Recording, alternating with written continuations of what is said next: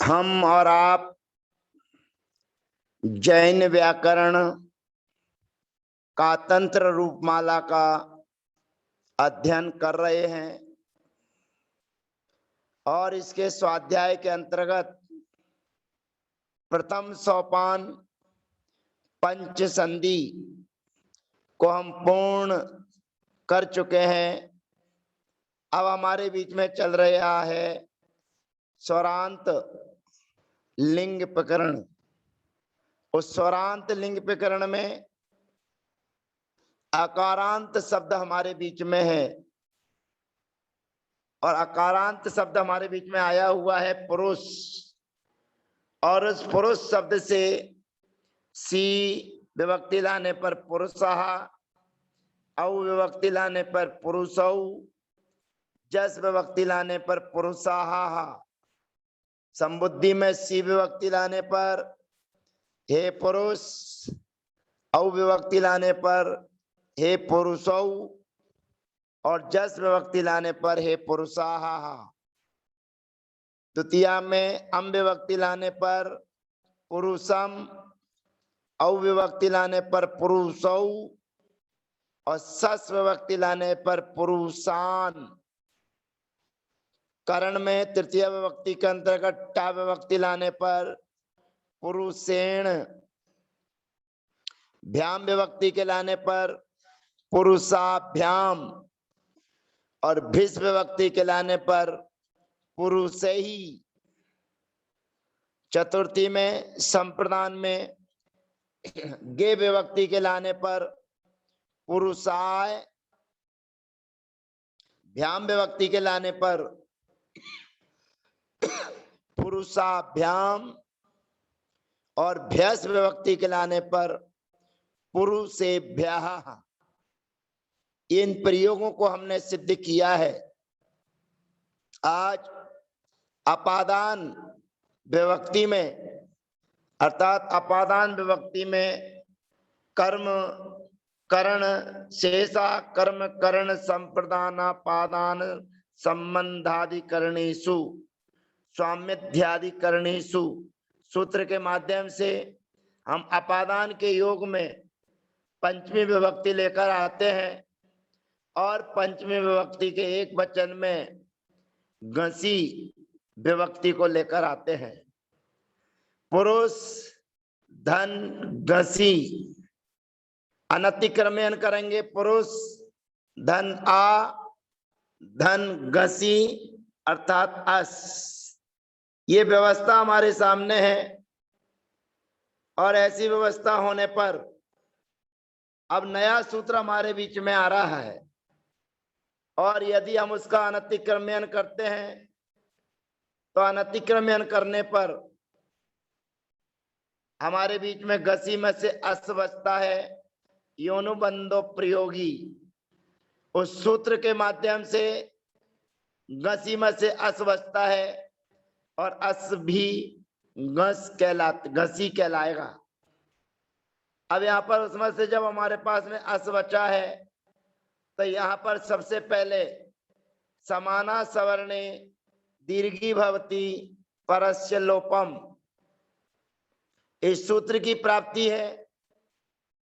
उसके बाद में अकारे लोपम से आकार का लोप होना है, उस सूत्र की भी प्राप्ति है।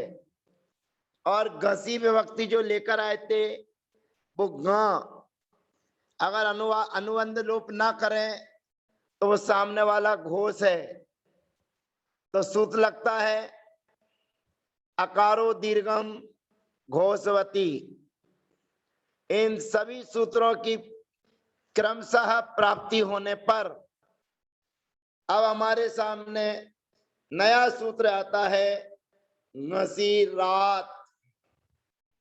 घसी रात, घसी जो विभक्ति थी हमारी, उस घसी विभक्ति के स्थान पर आत आदेश होता है। आत, घसी के स्थान पर आत आदेश होता है। तो पुरुष धन आ धन आत, ये हमारी पोजीशन है। घसी पुरुष धन आ धन आत। अब यहाँ पर थोड़ा सा विचार करना है, चिंतन करना है, और चिंतन करने के बाद में अपनी मना स्थिति ठीक रखनी है। सूत्र कह रहा है घसी रात, घसी के स्थान पर आत आदेश किया है, और आत आदेश करने पर हमारी स्थिति है पुरुष धन आ धन आत। अब यहाँ पर हमारा प्यारा सूत्र, पूरे व्याकरण का राजा, समाना सवर्णे दीर्घी भवती परस्य लोपम।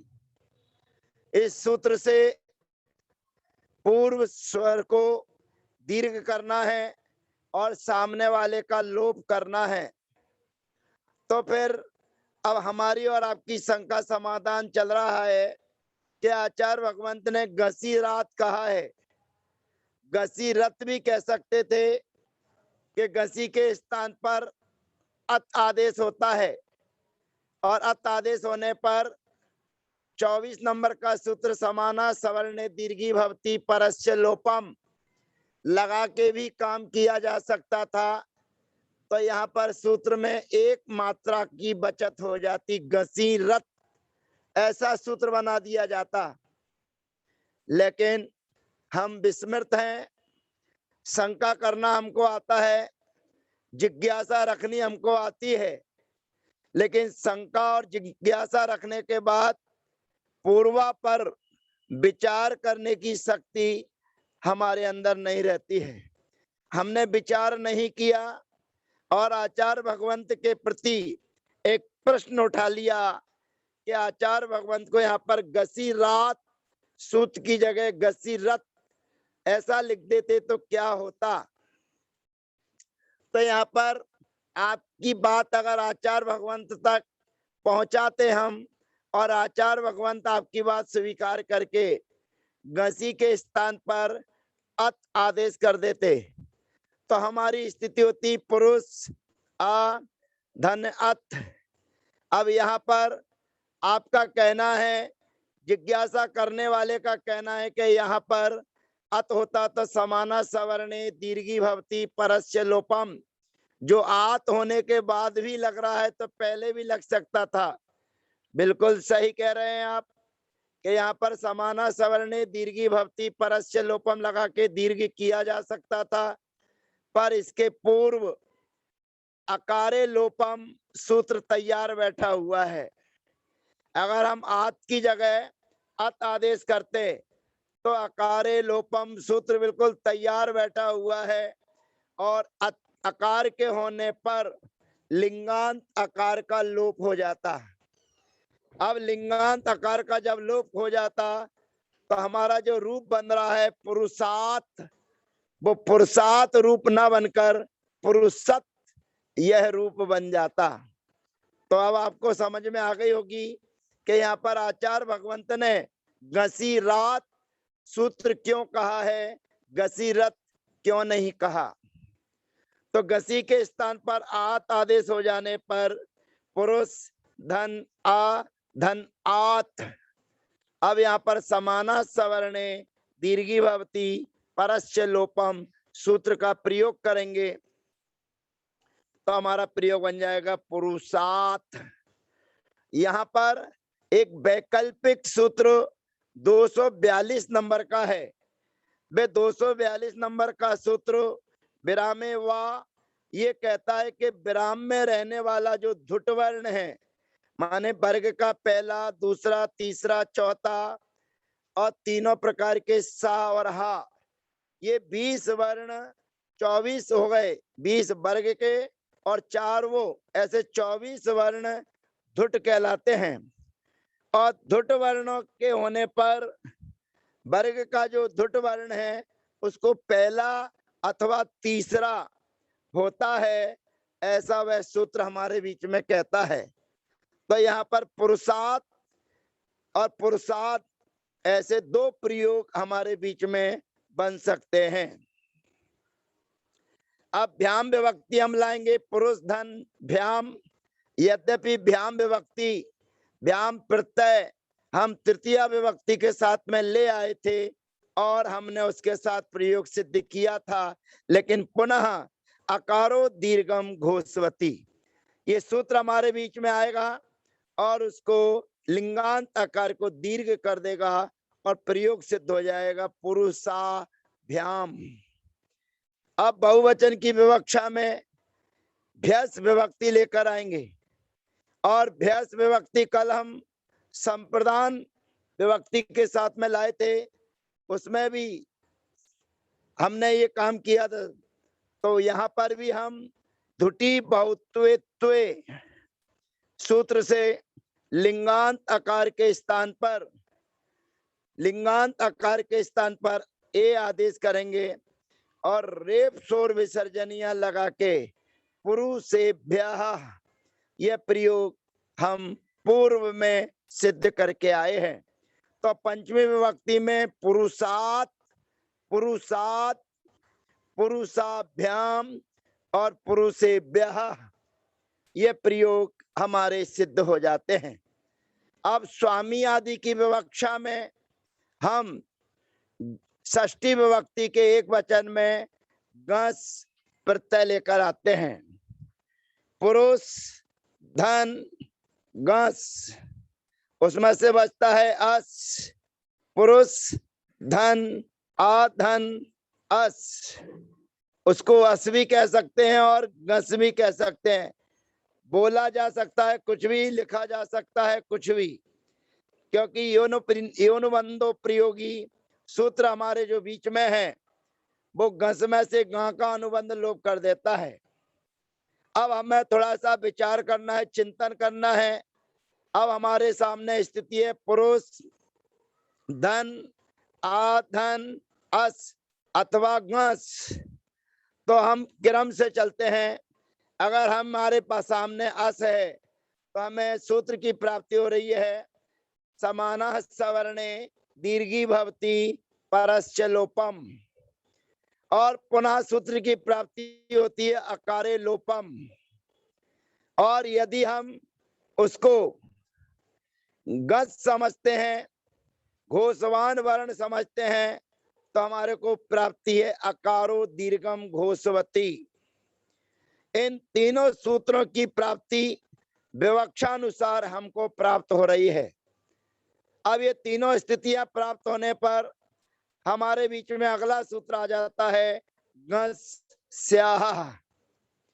गस स्याह, पूरे गस के स्थान पर श्या आदेश हो जाता है। स्या बोलने में उसमें विसर्ग लगे हुए हैं, वो विभक्ति परक है, लेकिन हमको गस के स्थान पर से आदेश करना। आधा सा माने कि व्यंजन सा और या और उसमें स्वर अकार गस स्याह, तो गस के स्थान पर से आदेश होता है स्या।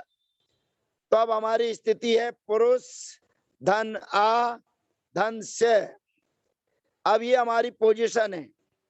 अब हमारे आकार के सामने ना तो हमें आकार मिल रहा है, न आकार के सामने हमें घोष मिल रहा है।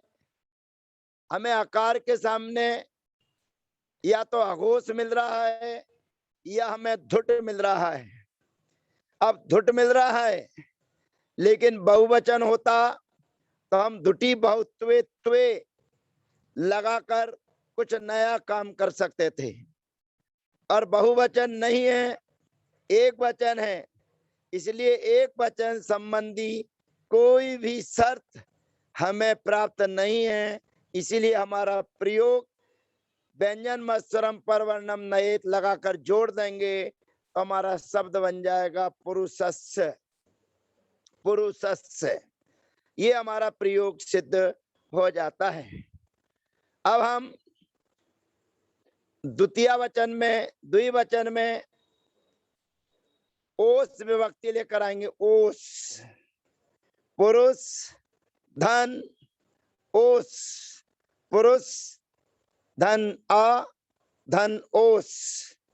अब यहाँ पर विचार करें, चिंतन करें, तो पूर्व में अवर्ण है, आकार का मतलब होता है अवर्ण, तो पूर्व में अवर्ण है और सामने ओस ओ है, तो हमारा पुराना सूत्र है 40 नंबर का ओकारे औ औकारे च।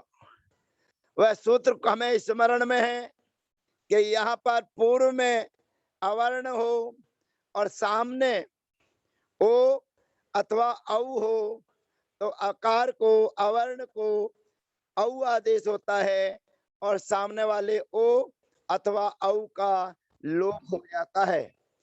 उस सूत्र की प्राप्ति होने पर अगला सूत्र हमारे बीच में आ जाता है ओ सी च।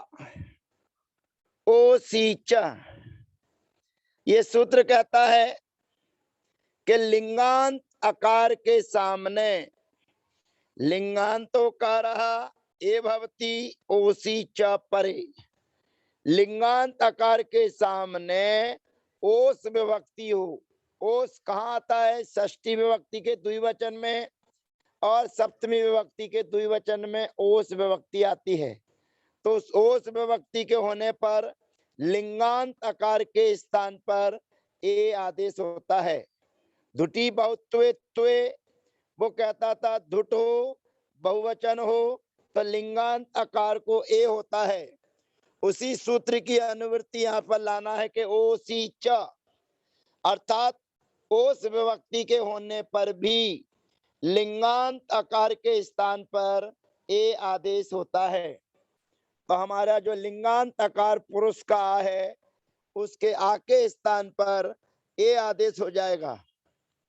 अब हमारी स्थिति है पुरुष धन आ के स्थान पर ए कर दिया है, पुरुष धन ए धन ओस। अब यहाँ पर ए और ए के सामने ओ है, माने कि स्वर है या जिसको कहेंगे असवर्ण है। तो संध्यक्षर वर्ण के सामने कोई भी स्वर हो तो वहां पर अलग अलग काम होते हैं। तो ये पहला संध्यक्षर है ए, तो सूत्र है ए आय। ए आय सूत्र हमारे बीच में आएगा और ए के स्थान पर आय आदेश कर देगा। आय आदेश हमने जो किया है वो या व्यंजन है, स्वर रहित है। तो स्वर रहित व्यंजन के होने पर ओस उसके सामने है। व्यंजन मस्वरम परवर्णम नएत लगाएंगे तो जो या व्यंजन है उसमें ओ आकर मिल जाएगा और सामने जो सकार है उस सकार के स्थान पर रेप शोर विसर्जनिया, जो ओस का सा है उस दंत सा के स्थान पर रेप शोर विसर्जनिया सूत्र लगाएंगे तो प्रयोग सिद्ध हो जाएगा पुरुषयोः। पुरुषयोः ये हमारा प्रयोग सिद्ध हो जाता है। यही सप्तमी में भी बनेगा और यही षष्ठी के द्विवचन में बनेगा। तो एक बार पुनः रिवीजन कर लें। हमने आज पंचमी विभक्ति के एक वचन में घसी विभक्ति लाए थे। घसी विभक्ति के लाने पर आगे पीछे की चर्चा करने पर उसके बाद में हमने लगाया था घसी रात। तो घसी के स्थान पर आत आदेश किया और समाना सवर्णे दीर्घी भवती परस्य लोपम सूत्र लगाकर हमने प्रयोग बनाया पुरुषात। भ्याम विभक्ति में हमने पूर्व में रूप बनाया था कारो दीर्घम घोषवती लगाकर पुरुषाभ्याम। भैंस विभक्ति में हमने पूर्व में रूप बनाया था धुटी बहुत्वे त्वे और रेप शोर विसर्जनिया लगाकर। और षष्ठी विभक्ति के एक वचन में गस विभक्ति लाए। पूर्वा पर चर्चा करने के बाद हमने सूत्र लगाया गस स्याह और प्रयोग हवाना बना पुरुषस्य। आगे हम ओस विभक्ति लेकर आए हैं और ओस विभक्ति के लाने पर ओसी च ये सूत्र जो हमारे बीच में है इस सूत्र को लगाने पर और ए आय और रेप शोर विसर्जनिया सूत्र का प्रयोग करने पर हमारे सामने प्रयोग सिद्ध होता है पुरुषयोः। ये सप्तमी के एक वचन में भी बनेगा और यहाँ पर भी यह प्रयोग सिद्ध हो जाएगा।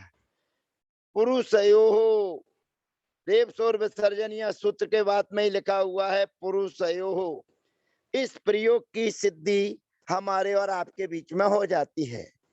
अब हमारे बीच में षष्ठी विभक्ति की आम बहुवचन में आम विभक्ति लेकर आएंगे और आम विभक्ति के लाने पर बहुत अच्छे अच्छे काम हमारे बीच में होना है। इसलिए हम आम विभक्ति की चर्चा अगले सत्र में करेंगे। तो हमने आज तक जो सीखा है वो हमने जिन जिन शब्दों को सीखा है उनका पुनः आपके बीच में उच्चारण करते हैं।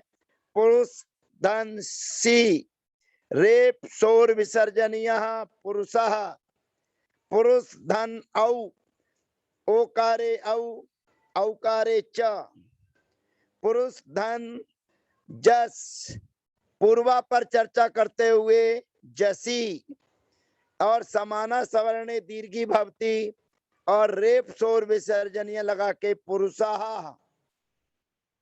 संबुद्धि में सी विभक्ति लाने पर ह्रस्व नदी श्रद्धा ब्याह सिरलोपम, हे पुरुष।